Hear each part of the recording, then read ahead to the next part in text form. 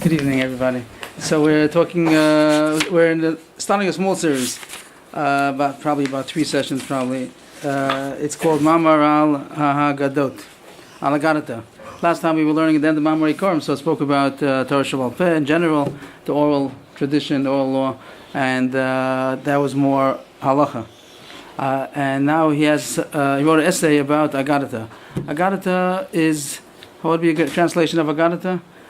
How do people, allegory, that's sometimes how they translate it. Anything that has to do, not with halacha. Torah can be divided, you could say, into halacha and agada. Either laws what you're supposed to do, or agada. Agada would include ethics. He's going to divide it into ethics and also into things about Hashem, Elokius. And he has a special essay of how to understand those statements that Chazal said under this category. So it's printed in some editions of Mesilas Yesharim, and they made a collection of different Mamorim. There's also Drachim, Sefer Drachim, Sefer Mamorim. They've made collections of Mamorim, includes Mamar al Agados, Mamar Ikorim, Mamar Chochma, Mamar Agula. He wrote different essays and he called them Mamorim. He had others from that he called Drachim, like Derech Hashem, Derech Yitzchayim, Derech Tvuna. So they made different collections and called it Sefer Drachim, Sefer Mamorim. I don't think he made such a sefer. He just wrote separate essays. But when they made a collection of it into a book form, so then they made Sefer Mamorim, Sefer HaDrachim. But I don't think it's such a sefer. So sometimes you have it in the editions of Mesilas Yesharim, sometimes it's on the edition of Derech Hashem. However, the printer decided to print it. So the whole thing here I have is about 4 pages, 8 sides. So it'll take a few sessions to learn it. He talks about, the subject is going to be how to understand Agadata. If anybody needs some more copies, so they can be photostat in the... Quarter? No, thank you. So he starts. The statements about Agadata can be divided into 2 types. Ha'echad, klal ha'mamarim ha'limudiyim, v'ha'sheni ha'bei'uriyim. He divides, he's very systematic the way he talks and how he divides something, how he analyzes something. So he divides it, the whole subject is going to be divided into limudi and bei'uri. Limudi, you could say study, academic or scholarly. I think academic might be the word. And bei'uri means explanatory. He explains right away what he means to say with these 2 categories. One is teachings, and the other one is explaining psukim. That's going to be how he's going to divide the main subject of Agadata. Is going to be divided into teachings and into explanations of psukim. What we call the word medrash. Medrash usually is the darshaning psukim, and you have medrash halacha, medrash agada. There are Taras Kohanim, Mechilta, Sifri, Sifra. Those are all drashas on psukim that are coming to explain halachas. And then you have medrash agada, midrashim that are coming to explain psukim. They darshan psukim, but it's on agadata. So it's medrash tanchuma, medrash rabba, different midrashim that are coming to explain divrei agada. So those are all coming to explain psukim. But he divides that into 2 categories. One is teachings that are not based on psukim, and the other one is how to darshan psukim. That's going to be his division of this essay. The first half, it's more or less half. The first half is going to be about teachings that are not dafka coming to explain psukim, and the second half is going to be on those drashas that are coming to explain psukim. And he explains that, by the way, this what I just said is just gave a preview of what he's going to say in the next 2 lines. Halimudiyim heima mamor ma sheyagidu ba mikore meikore hachachma. Either musaris or elokis. The teachings, limudi, are those statements that are coming to explain fundamentals of wisdom, either ethical or godly. Musar means ethics. So they're coming to explain teachings, ethical teachings. And then there's another subtopic of limudi, of these teachings that are not called musari, they're not called ethical teachings, but they're called elokis, godly teachings, which means teachings about God. And abeyuriyim, the things that we called explanatory agadata, which means they're coming to explain psukim. Hey, mashe yevaru bo makosu mekisvi hakodesh. Those are going to be the agadata that's coming to explain psukim that are in the whole Tanakh. Kisvi hakodesh, Tanakh, Torah Nevi'im Ksuvim. So that's his major breakdown. The main subject is called agadata. What sefer is it? It's not a sefer, it's just an essay called Mamar al Hagados. We just said that it's printed in different places before you Right, came. I heard that. Okay, but it's just an essay that's about four pages long. So the subject of Agarata is divided into two categories. One is teachings, and one is explanations of psukim. And the first half of this ma'amar is going to be how to explain the teachings, and that itself he divides into two categories. One is musari, and one is eloki, the ethical teachings and godly teachings.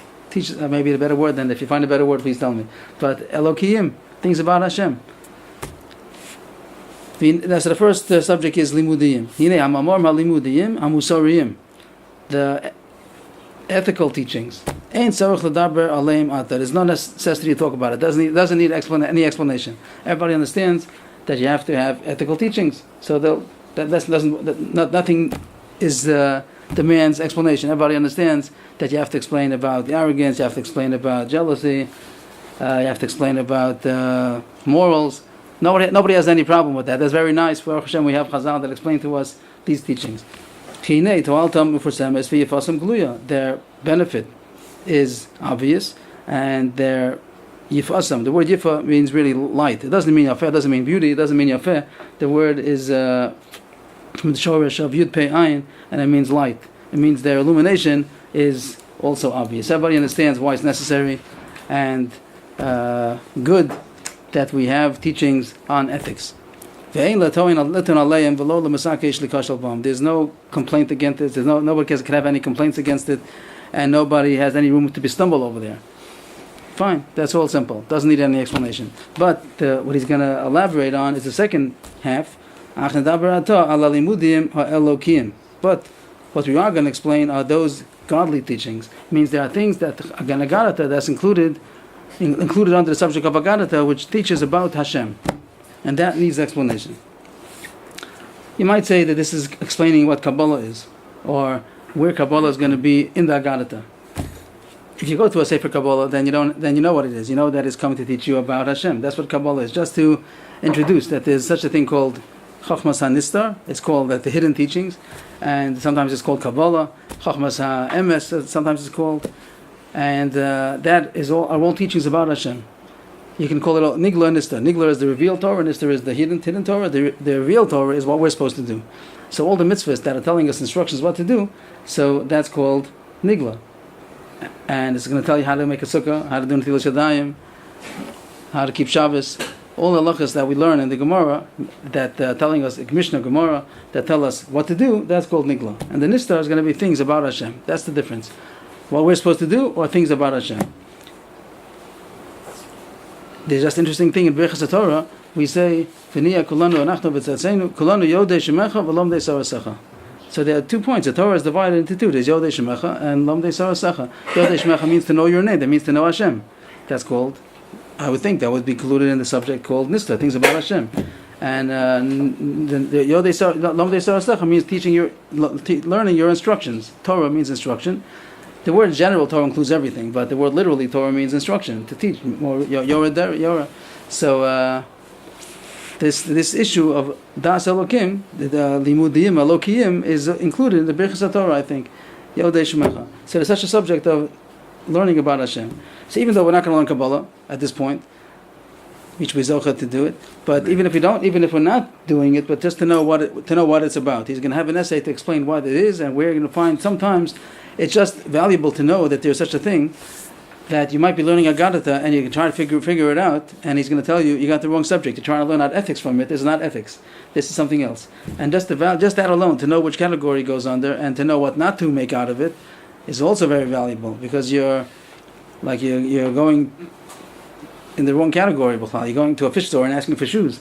You got the wrong address. So if someone's going to a Gemara that's talking about Hashem in some hidden way, let's see, as we're going to see, and you think it's talking about ethics or halacha, so you got the wrong channel.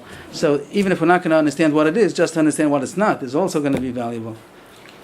He's saying there are some Gemaras that aren't there to teach us anything of what we're supposed to do. There are some Gemaras, there are some Mamorim, some statements in Chazal that are not coming to teach us what to do. It's coming to teach us about Hashem. That's also considered very much Laman Asalasos. A person should know Hashem. The more a person knows Hashem, it's a very great existence and a very big benefit in being in this world to be able to get to know Hashem. And then that's going to be the purpose in Olam Haba. We're going to be knowing Hashem. That's the schar. But there's something that a person could even know in this world. So he's going to explain to us those teachings that are coming to teach about Hashem. Hine, kvar yadata, shema shehevi lachachmenu zuchanam levracha lichtov divrei Torah shebal peh, achar hayos hamakubal atzlam shedvarim bal peh, asel l'lamdam b'chtav. You know already, means this is already known to people, that the reason that Chazal wrote down the oral law, even though in essence it wasn't supposed to be written down. The Torah Shebeksav means the written law, Torah Nevi'im Ksuvim, is supposed to be written down and not supposed to be said orally. And the rest of the Torah is dafka supposed to have been given over orally and not written down. So it's a big kasha. How come we have the Torah written down? You look over this form, so much is written down. Really, there should only be one book in the Jewish home should have one book, a Torah Nevi'im, a Tanakh. Everything else is supposed to be oral, not supposed to be Torah written down. And now you go to any home, you have shelves and shelves of books. You go to libraries. They think that they said, I heard that the statistics are that homes that have the most books are Jews. Jews. Very obvious. Very obvious. You don't even have to take a poll. It's obvious that the average Jewish home has more books than the average non-Jewish home. So we have a lot of books, and really, essentially, that wasn't the way it's supposed to be. It's supposed to be everybody has one book, either in scroll form, if you can have the real one, so it'll be written on parchment by a sofer. That's really a mitzvah. Everyone's supposed to have a Sefer Torah. That's one of the Taryag, even according to the Rambam. And Nevi'im Ksuvim, even if it's not a mitzvah. Supposed to have one and write one. Supposed to write one. If you can't write one, you should at least buy one. The Gemara says it's like Chotev Mitzvah Menashuk. It's not as good as writing it, but it says it's also Mekayim the mitzvah. It's called like grabbing a mitzvah. But okay, so like it's supposed to grab a mitzvah also. But it's better to have written it yourself if you could. If not, they make a shliach and they get somebody to write it. But there's a mitzvah that maybe the Raisa to each Jew should have a Sefer Torah. Obviously to learn from it, but even if you won't learn from it, at least to have it. But everyone's supposed to have a Sefer Torah. And if you Ksuvim, maybe there's no mitzvah to have them as a mitzvah, inherently a mitzvah, but that's what may be written. And that's what every Jewish home should have. But we have many, many, many books. So where does that come from? How come Chazal wrote down the Mishnah and Gemara and Midrashim? And the opposite. We have all the oral books, and we don't have. Sometimes you go into a shul, you find the Tanakh. You can't find the Tanakh even. They don't even have it in a printed form. So that's the problem. You're supposed to know Tanakh. You're supposed to know Tanakh. And people don't realize how much time it takes to know Tanakh. It's a very big study. It takes a lot of time. People should dedicate time to it. Even in any form, a parak a day, a parak in 2 days, whatever you want. But to learn Tanakh, you don't know the basics if you don't know Tanakh. And even if somebody knows the halachas, it's not off the subject a little bit, but once we're here, that if somebody does not know Tanakh, even if he knows the laws, it's not enough. It's like knowing all the pratim without knowing the klal. A few mishalim, maybe a mashal, that even though somebody knows all the details, it doesn't necessarily mean that he automatically has the generality in place. For instance, if somebody is getting married, and he knows all the things needed to get married. You have to call the catering hall. You have to call a band. You have to call flowers, whatever you need, pictures, a photographer, a musician. You need all this. He knows everything you have to do, invitations and transportation, everything. But he doesn't know what a marriage is. He doesn't know what a marriage is. He doesn't understand what a marriage is. So he knows how to do. He knows how to Ariyat B'Kodeshesli. He knows all the halachas, but he doesn't understand what a marriage is. So it's very big chisaron. It's a big chisaron if he knows what a marriage is, doesn't know how to do it practically also. If he doesn't know how to say Ariyat B'Kodeshesli and get the ring, he's also going to have difficulty if he doesn't know the details. But if someone does know the details and he doesn't know the big picture, he's missing something very basic. So another mashal will be if somebody goes into a car and he has a GPS and it tells him go 100 meters, make a right turn, and then left turn, this, and it tells him all the instructions what to do, but he doesn't know where he's going. Someone programmed, he doesn't know his destination, he doesn't know what is this doing for us. So even though he knows all the pratim, he might even get there at the end, but he doesn't know what he's doing. It would be much more in place if he knows what his destination is, and then he has to know the details how to get there. There could be another issue also, that's a mashal somebody mentioned, that somebody could be learning all about midos, all about character development. And his idea of character development is in order to be a mensch, in order to be a ben adam, which is very true, and it's very basic and necessary. But there's a whole different limud of learning midos, which the Mesil Hashem talks about, is to be like Hashem. So a person could be learning all about the midos on two different wavelengths. One would be to be a mensch, and one is to be like Hashem. So this makes a very big difference, even if you know the details, if you don't know the general, the klal. So if people know all the halachas, they know Maseches Brachos and Shabbos and Erev, they know, but they don't know Tanakh, so they're missing out on the klal. The Gra says is that the Torah Shebeksav is the klal, and the Torah Shebekal Peh, the oral law, is the details. You need both. The klal without the prat is not good enough, and the prat without the klal is not good enough. So the question he's raising, he says it as a given, that how come the Torah Shebekal Peh was written down? The original law was that only Torah Shebeksav, only the written law is allowed to be written down, only Torah Nevi'im Ksuvim, and the oral law was supposed to dafka be being transmitted orally. How come he wrote it down? So he says, "Sherohu shehoyu adeyas holchos u'mischalshos baruch hagolos v'chalifos ezmanim v'azikoron mismayit v'asvar miskatzeres v'nim sator mishtakachas." It was an emergency measure. The fact that Chazal said he should write down the oral law was not the way it's supposed to be, but it was an emergency measure because they saw that in the length of the exile, Am Yisrael went into Golos, and therefore the people's minds were getting weaker and changing of times. Things, you never knew what was coming. Wartime, moving countries. It wasn't settled. Am Yisrael was not settled, and also people's memory wasn't the same. Because they're not in their mental capacity was getting less. Maybe it was, but the fact that they had so much other things to do, they weren't miyushav, so then they weren't able to remember as much. They used to learn everything Baal Peh. If they have to hold it on orally, so then if you can't hold on to it, so then you're going to forget. And also Sfarim Katseres, people weren't able to have good reasoning. So they saw that it wasn't going to work. According to what Hashem had designed, man was made in order to be able to hold on to the oral law, as we said, orally, but it wasn't working because of the circumstance. So therefore, they made an emergency measure to be able to write it down. It's called Harasha, emergency measure. Torah would be forgotten. Al kein bacharu mishameis lasos laShem lachrok b'sefer perish hamitzvos kulo leman yishor kayim kol hayomim. Therefore, Chazal chose, because of an eis lasos laShem, like emergency measure, to engrave, means to write it down on the book. The explanation of all the mitzvahs means all the oral explanations of the Torah, in order that it should remain forever. And that is what the Mishnah and the Gemara is. That's the halachas that are written. Thank you very much. So that's the issue of writing down the oral law in the halacha aspect. He just brought this. This is not our subject. Our subject is the Garata. But in order to get into the subject, he first prefaces what the reason why they wrote down the laws, the oral law, in the halacha category, and now he's going to go into our subject of Agadata. The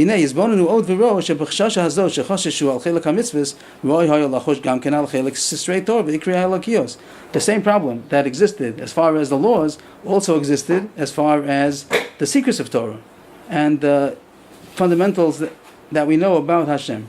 Means there's an issue of knowledge about Hashem that Am Yisrael had orally. It was not written down, and that also was supposed to be transmitted orally.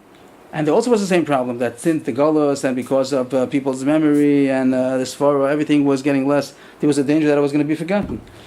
So the same reason that they wanted to write down the laws, they also should have written down also these Sisrei Torah, these secrets of Torah. As far as the ethics also, that is the same, fits into the same issue as laws. That really would have been Baal Peh, but because it shouldn't be forgotten, so they wrote it down also. That's fine. But by writing down the Sisrei Torah, the secrets of Torah, things about Das Elokim, things about Hashem, so that was a problem. That the problem was there, but the solution was not there. But the solution that they found for the category of the mitzvos that had to write down, the nigla, that didn't apply, it wasn't appropriate for the part about the sodas of Torah, about the secrets of Torah. They couldn't write it down. Why? There's no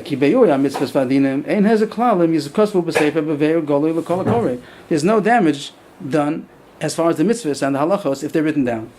There's no damage. That wasn't the way it's supposed to be. It would have been preferable that Hashem wants that the oral law should have to be oral, but there's no damage done if it's written down. Some do say, the Rambam, he says there is damage because it's impossible to write it down as clearly as you could give it over orally. If someone's teaching, he can see on the Talmud's face if he understands it. If he doesn't understand it, they have a discussion, and he sees if he got it, what he's missing, and then he could see if there's a mistake, if it's being transmitted correctly. So that's the reason why he says it would have been preferable.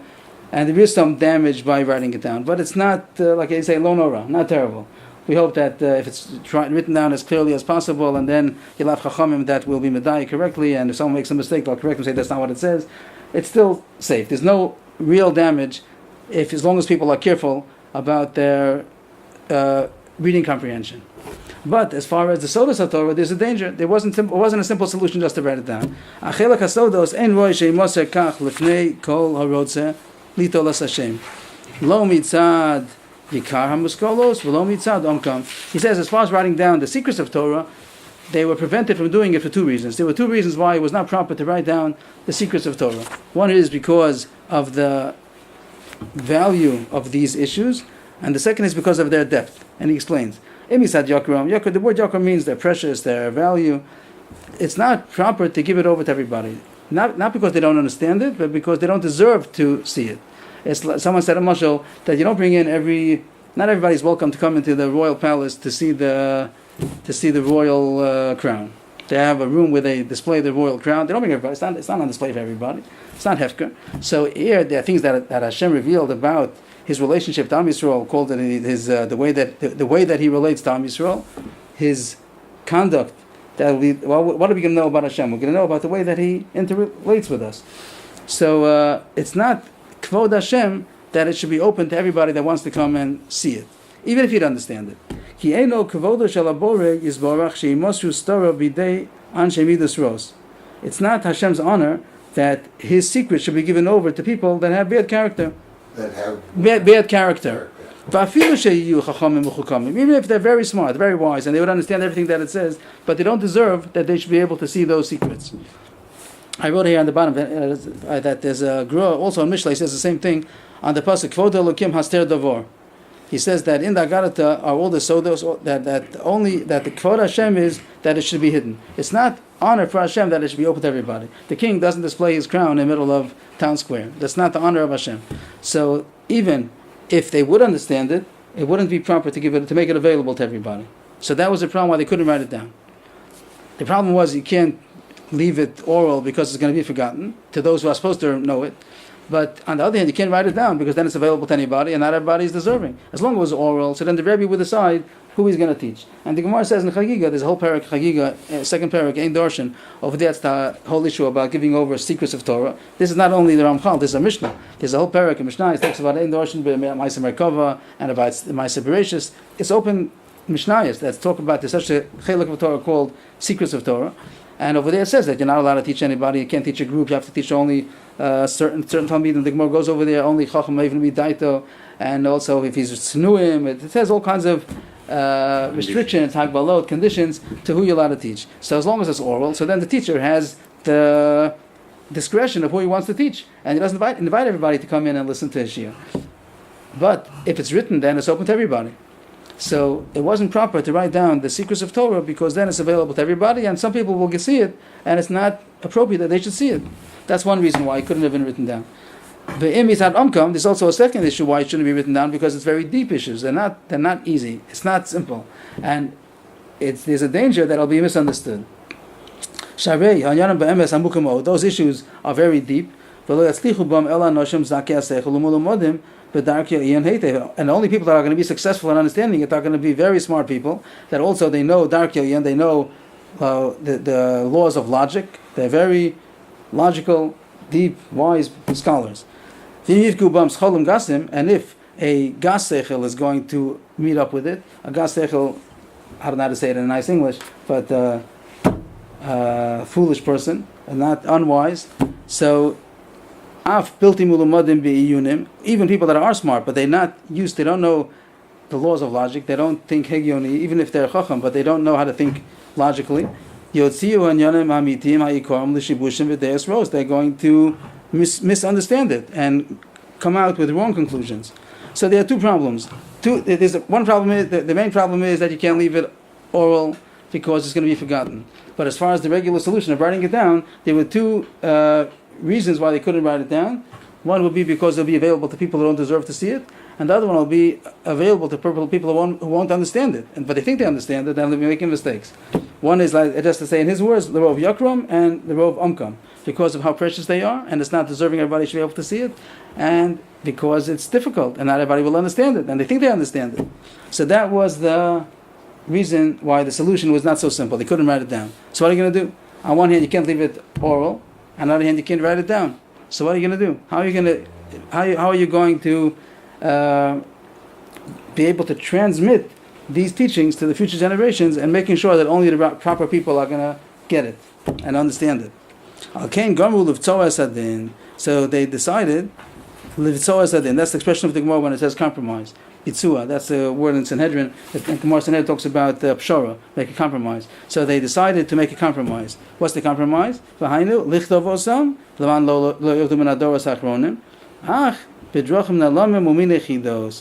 going to write it down in order that it shouldn't be lost to future generations, but they're going to write it in concealed ways and in riddles. It's going to be written down, but it's going to be written not obviously. It's not going to be written in a straightforward way that everybody could read it. It's going to be written dafka in a confusing and misleading and riddled fashion. This is the last Sanhedrin who's doing this? Who are the ones who decided to write it down? Sounds like When was it written down? This was 188 Yehuda Hanasi wrote. So that was in the Mishnayos, right? Right. And then the Gemara. These things are not written down in the Mishnayos. If anything, they'll be written down in the Gemara, in the Agarata and the Gemara, and also in Midrashim. So I imagine that it's going to be not at the time of the Mishnah, but at the time of the Gemara, when they put the Gemara into writing. At the end of Ravina, Ravashi, the Chasimas of Talmud. Here, there was Sfarim.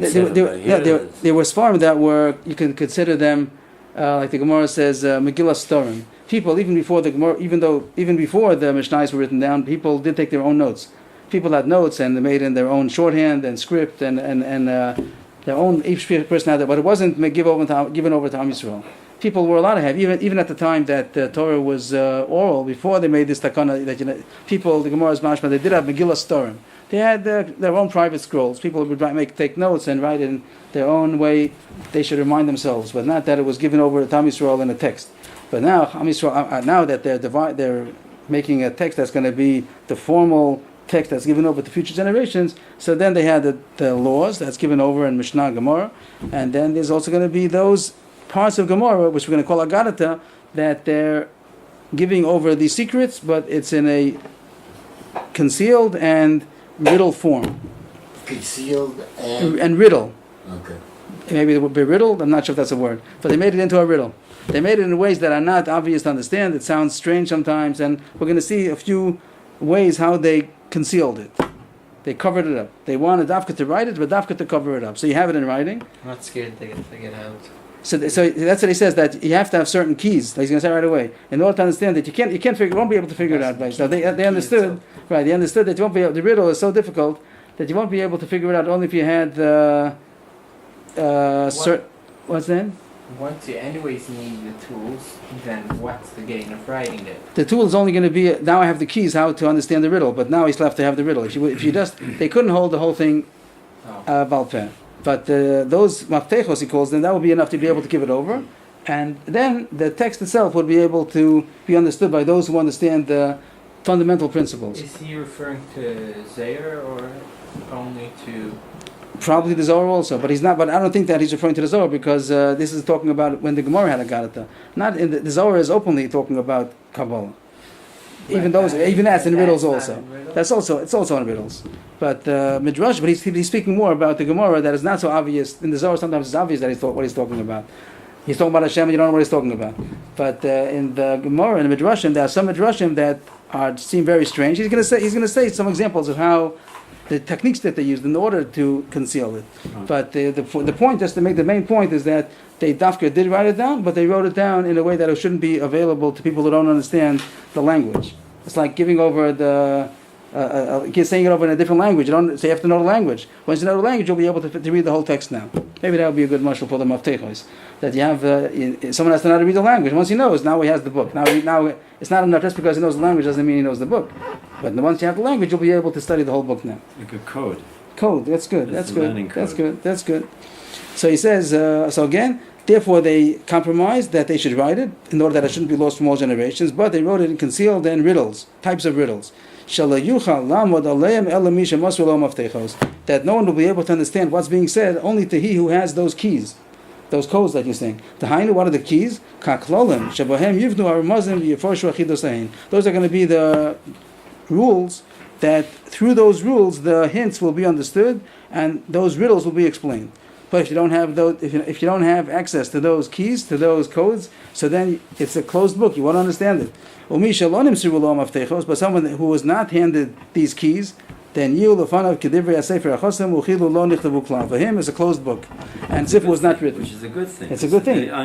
They're not supposed to see it, right? Will not learn. They won't be able to understand it. Even though they're going to read it, they're not going to know what it's talking about. It's as good as a closed book. That's how Chazal solved the problem of writing it and not writing it. This way they wrote it in a way that those who are supposed to understand it will be able to understand it, and those that are not supposed to will not. So you still have to have some kind of a Masorah, you have to have some kind of an oral tradition in order to get those keys, in order to get those codes. But if you have that, then you'll be able to understand it. And these keys, these codes, they left them in their hands of their students that received from them. Means that there was a discrepancy of who I'm going to give it to, and they trusted them that they're going to give it over in turn only to those who deserve to get it in the next generation. And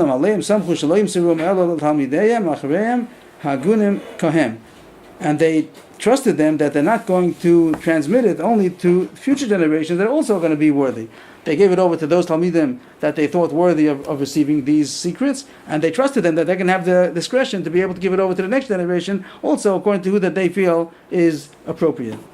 And so too from each generation, that they'll be able to continue transmitting it. And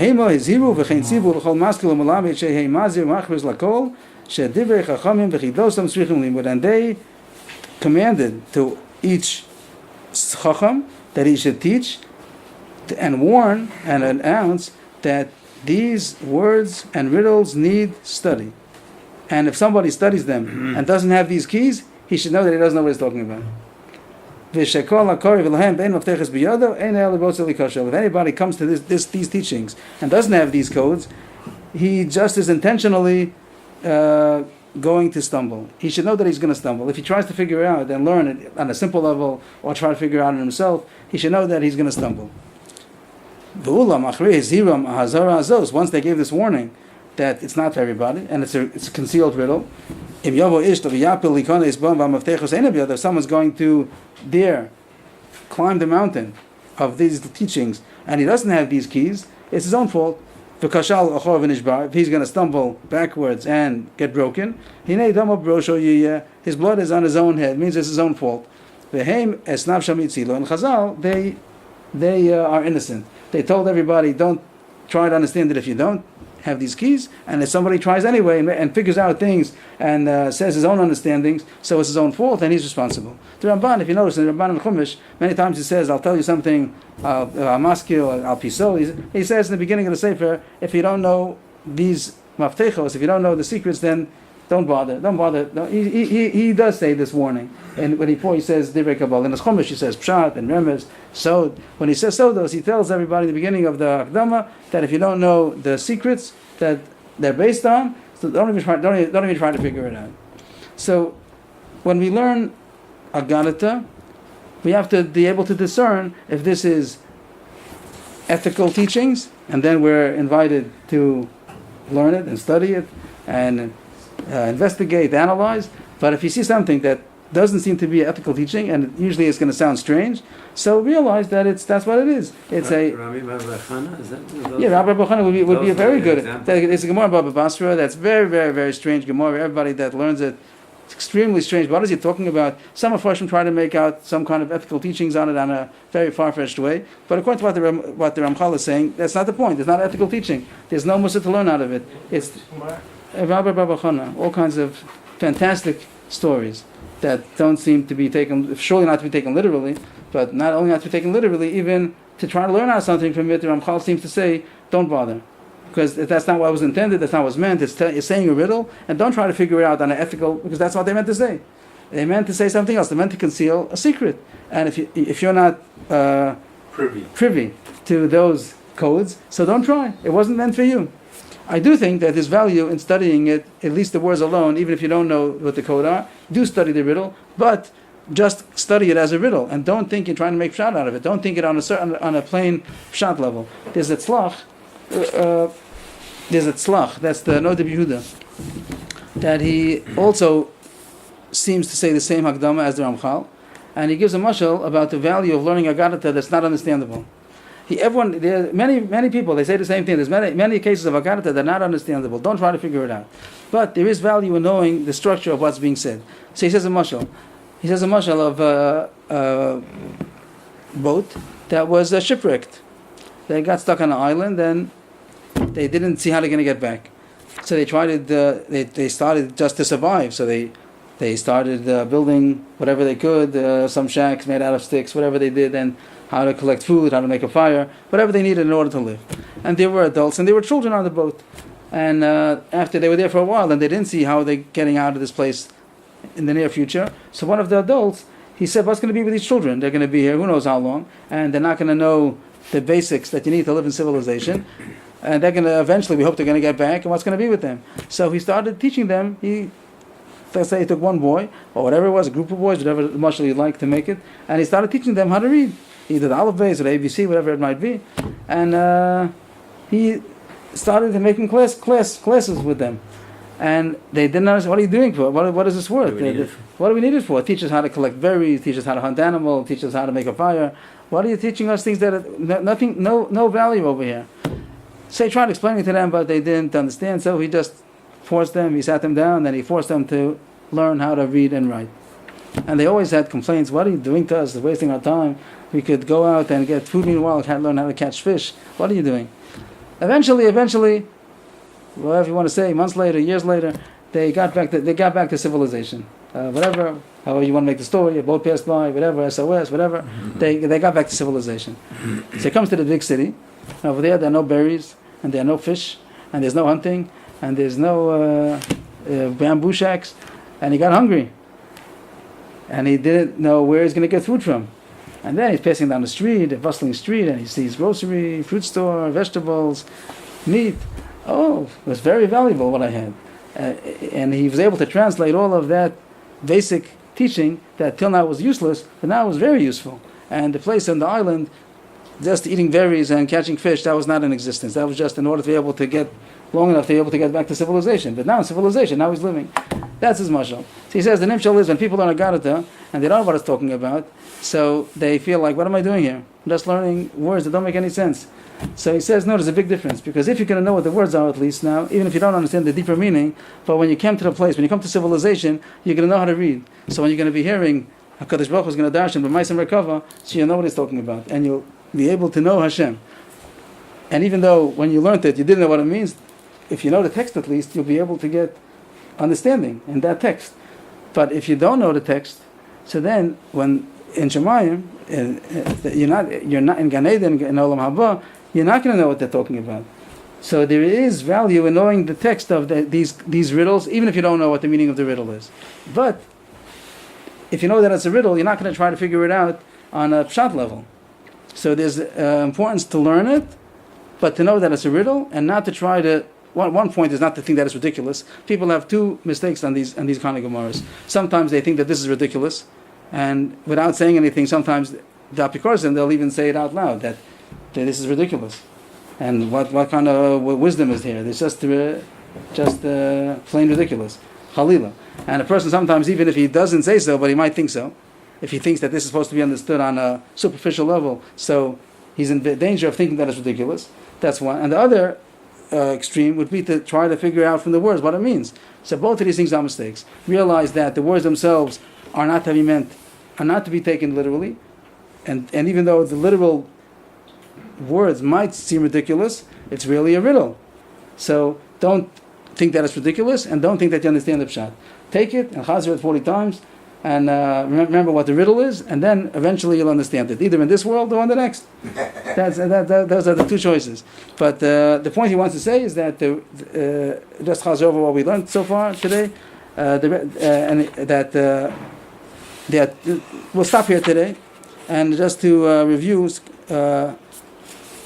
recap what he said so far.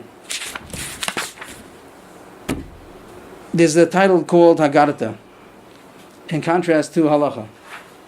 This Haggadah is divided into two categories. One is going to be what he calls teachings, another one is narration, explanations of psukim. Explanations of psukim. We're all concentrating on the first subject, which is called limudi, teachings. These teachings can be divided into musarim and elokim, ethics and things about Hashem. Ethics need no explanation. Everybody understands that it's necessary and worthwhile and understandable. But things about God need more explanation. So he says that originally the Torah was divided into the written law and the oral law. Only the Tanakh was supposed to be written down. The oral law was not supposed to be written down. For whatever reason, Hashem wanted that it should be held orally. But because people were forgetting, because of the Golos and other reasons, they weren't able to encompass all of the oral law and hold on to it. So Chazal made Harua Shah, they made an emergency measure, and they said that it should be written down. And that was the solution for halacha, for the aspect of halacha, and also musar also. The ethics also could be written down. Even though it might have been better, the Rambam says it would have been better maybe if it would have been kept orally. That way there'd be a safer transmission. But under the circumstances, it was worth to take that risk, and we'll rely on people's reading comprehension, and also people will check each other. They'll say, you made a mistake, it doesn't say that. But we can put it into words, be very exact in the way we're going to word it, and it'll be transmitted correctly. But as far as the secrets of Torah about Hashem, there's teachings orally about Hashem, and that is impossible to write down for two reasons. One is because not everybody deserves to be able to read it and understand it, even though they might understand it. They're not worthy because of their bad midos, he says. Interesting. That the bad midos would be the reason why they shouldn't be able to be worthy of understanding those teachings. And the other issue is, even if they are worthy, but they're not so smart, you have to be smart to understand it because they're very deep concepts. So because of these two dangers, it was impossible to write it down. But they had to find an eitzah because they couldn't leave it oral. It would be forgotten. On one hand, if they don't write it, it's going to be forgotten. If they do write it, it's going to be dangerous that people that are not supposed to are going to read it. So they came to a conclusion, a compromise, a solution, that they'll write it down, but in a way that it still won't be available to everybody, which means that it's going to be written in a concealed and riddle form, in a way that only if you have the codes, the keys that open up these riddles, will you be able to understand what's being said. If not, you won't be able to. And that way, they gave over there was still Masorah Baal Peh on those codes. And that was small enough, you could say. It was a small package that they should be able to give it over Baal Peh. It wasn't necessary. They didn't have the danger of forgetting it. The people who are supposed to remember it will remember it. And then they have access to all of these writings that were, all these riddles that encompass a lot of Torah, about Hashem. So the same way you'd say that once a person knows a language, now he could read the book. So they gave over the language to those who deserve to know it. And now they are going to be able to understand the language of all those Agadic riddles. But when they gave over these keys to generation, they were saying, only give it over after when you pass it on to the next generation, only make sure you're giving over to the people who are deserving, and both in midos and also in wisdom, that have the intellectual capacity to understand it, and that way it'll be able to be transmitted to the people that are supposed to get to it. And everybody else should know that they should know this point. He wants everybody to know that that it's a riddle, and it's not supposed to be taken literally. So everybody's supposed to know that if they don't have the keys, they shouldn't attempt to understand it on a superficial level. And if somebody's going to do it anyway, so it's his own fault. But Chazal were innocent because they said, "No, this is not for you." So the rest of this, that's his essays so far on the main subject. The rest of this the first half, he talks about the limudi, is going to explain three ways, more or less, three ways how they concealed it, the techniques that they concealed it with. So, B'ezras Hashem, next week we'll continue with that. Thank you.